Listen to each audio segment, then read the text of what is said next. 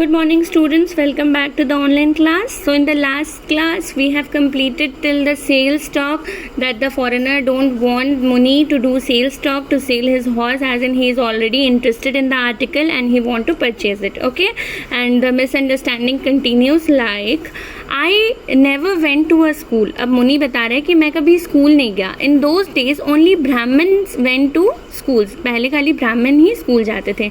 But we had to go out and work in the fields morning till night from sowing to harvest time. जब तक बीज बो के हम लोग फसल काट नहीं लेते थे तब तक हम लोग को फील्ड्स में दिन रात काम करना पड़ता था. एज इन वो एक फार्मर था या फार्मर का बेटा था. एंड व्हेन पोंगल केम, पोंगल जब सारी जो फील्ड्स को हार्वेस्ट किया जाता है, सारे क्रॉप्स को came and we have to cut the harvest, my father allowed me to go out and play with others at the tank. जो टैंक लगा होता है जिससे वाटर सप्लाई होती है, उस दिन मेरे फादर मेरे को अलाउ करते थे कि हम टैंक में जाकर सबके साथ खेल सकते हैं. And so I don't know the parangi language. Parangi here means is firangi language. Firangi means the foreign language. Okay, you speak, जो आप बोलते हो इसलिए मेरे को वो नहीं आती क्योंकि हम कभी स्कूल ही नहीं गए.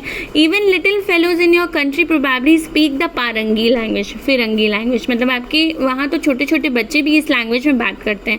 But here only learned man and officers know it. लेकिन यहाँ इंडिया में सिर्फ लर्नड पीपल, जो पढ़े लिखे होते हैं और जो बड़े बड़े ऑफिसर्स होते हैं, वही सिर्फ इस लैंग्वेज में बात कर सकते हैं. ठीक है.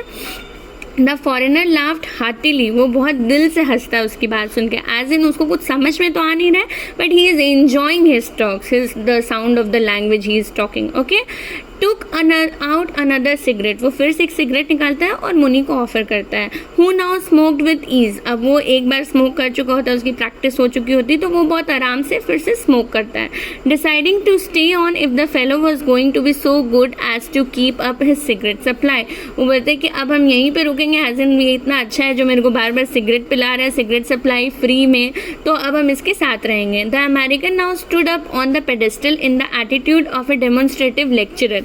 अब वो अमेरिकन जो रहता है वो पेडेस्टल के ऊपर खड़ा हो जाता है और उसका एटीट्यूड ऐसा रहता है जैसे वो कोई डेमोन्स्ट्रेटिव लेक्चरर है, मतलब कोई लेक्चरर है जो किसी चीज़ को बारे में डेमोन्स्ट्रेशन देने वाला है. And said running his fingers along some of the carved decorations around the horse's नेक.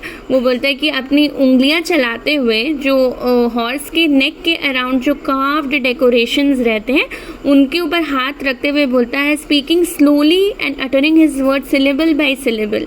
ऐसे जैसे कोई लेक्चरर बहुत ही सुंदर से कोई चीज़ को डेमोन्स्ट्रेट कर रहा है ताकि उसका एक एक सिलेबल समझ में आए. I could give a sales talk for this better than any one else. वो बोलता है कि हम इसके लिए जो सेल्स टॉक, मतलब अगर किसी को ये बेचना होगा तो हम इतने अच्छे से इसको एक्सप्लेन करेंगे जितने अच्छे से कोई भी एक्सप्लेन नहीं कर सकता. वो इतना ज़्यादा इम्प्रेस्ड था उस हॉर्स के वर्क से. This is a marvellous combination of yellow and indigo. उसमें येल्लो और इंडिगो कलर का पेंट किया रहता है, तो वो बोलता है ये एक मार्वलस कॉम्बिनेशन है. The faded now, as in वो इतना साल पुराना है तो वो पेंट फेड हो गया है. How do you people of this country achieve this flaming colours. ये इतने फ्लेमिंग कलर्स आप लोग कहाँ से लेकर आए हो, वो पूछता है. मुनि now assured that the subject was still the horse. वो समझ जाता है कि अभी भी ये हॉर्स के ही बारे में बात कर रहा है और डेड बॉडी के बारे में नहीं बात कर रहा है. This is our guardian. वो बोलता है ये हमारे गार्जियन है. It means death to our adversaries. मतलब हमारे जो बुरे कर्म रहते हैं ना, उसकी मतलब बुरे लोग रहते हैं या बुरे कर्म रहते हैं, ये उनकी मृत्यु है. अब ये कैसे है, एट द एंड ऑफ कलयुग. अब बोलते हैं जो कलयुग की जब समाप्ति होगी, जब ये कलयुग ख़त्म होगा, this world and all other world's will be destroyed. ये जो दुनिया है और जितनी भी हम लोग के साथ जो पैरेलल वर्ल्ड्स चल रहे हैं वो सारे ख़त्म हो जाएंगे. और and the Redeemer will come in the shape of a horse. और जो रिडीमर, जो बचाने वाला, प्रलय आएगा, एज इन दुनिया ख़त्म होगी तो बचाने के लिए जो रिडीमर आएगा वो ये हॉर्स के शेप में आएगा. ठीक है, जिसका नाम होगा कल्कि, जो भगवान का बोलते हैं कि 11वां अवतार होगा जिसको कल्कि अवतार बोलेंगे. This horse will come to life. ये हॉर्स जीवित हो जाएगा. And gallop and trample down all bad man. और जो जितने भी बुरे लोग हैं ना उनके ऊपर चढ़ के उनको ख़त्म कर देगा. जितने भी बुरे कर्म करने वाले लोग हैं अभी दुनिया में उनको वो अवतार ख़त्म कर देगा. While he was brooding on this pleasant vision, the foreigner utilized the pause to say, अब वो इतना बोल के ना विजन करने लगता है मुनि कि मतलब वो इमेजिन करने लगता है कि जिस दिन ऐसा होगा कि ये हॉर्स सच में मतलब लाइव हॉर्स हो जाएगा, लिविंग हो जाएगा और सचमुच ये सब हो रहा होगा। तो इस पॉज का फ़ायदा उठाते हुए फॉरेनर क्या बोलता है, I assure you that this will have the best home in the USA। वो बोलता है कि हम इसका USA में बहुत ख्याल रखेंगे और इसको बेस्ट होम मिलेगा USA में। I will push away the book case, जो मेरे घर में बुक केस है हम उसको पुश करके हटा देंगे। You know I love books, और मतलब वो बोलता है कि मेरे को बुक्स बहुत पसंद है and I am a member of 5 book clubs, और मैं 5 बुक क्लब्स का मेंबर हूँ। And the choice and bonus volumes mount up to a pile really in our living room, और जो मेरे पास बोनस वॉल्यूम्स है वो बुक के, वो माउंट अप पाइल मतलब एक के ऊपर एक बहुत सारी बुक्स पड़ी है हमारे लिविंग रूम में। As high as this horse itself, जितनी इस हॉर्स की हाइट है ना उतनी ही हाइट में बुक्स एक के ऊपर एक मेरे घर पे पड़ी हुई है। Okay, so he is saying but they will have to go, लेकिन उनको अब जाना पड़ेगा। रथ में डिसअप्रूव, रथ मतलब उसकी वाइफ का नाम है, वो भले इस चीज़ के लिए मना करेगी बट आई विल कन्विंस मुनि कंटिन्यूड हिज डिस्क्रिप्शन।